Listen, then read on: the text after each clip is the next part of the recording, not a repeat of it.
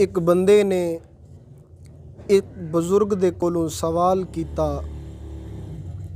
बाबा जी तुसीं ये दसो भाई ज़्यादा चंगे हुंदे ने या दोस्त ज़्यादा चंगे हुंदे ने।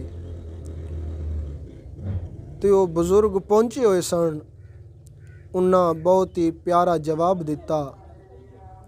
बाबा जी फरमांदे ने कि दोस्त हीरा हुंदा है, हीरा, ते भाई जेड़ा है ना ये सोना हुंदा है, सोना।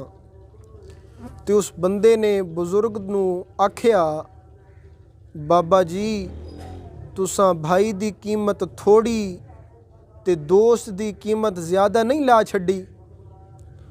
तो बजुर्ग फरमांदे ने, ऐ पुत सुन, सोना एक बारी टुट जावे दोबारा जुड़ सकदा है, हीरा एक बारी टुट जावे ते दोबारा नहीं जुड़दा। इवें ही अगर एक बारी भाई रुस जावे दोबारा राज़ी हो जांदा है, अगर दोस्त दोस्त दे नालों रुस जावे तो वो दोबारा राज़ी नहीं हुंदा।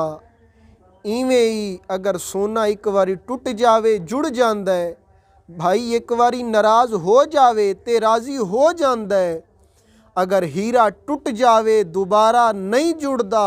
इवें ही अगर दोस्त रुस जावे ते दोबारा राज़ी नहीं हुंदा। दोस्त एक बारी रुसिया दोस्त दोबारा दोस्त कदी भी नहीं बन सकदा।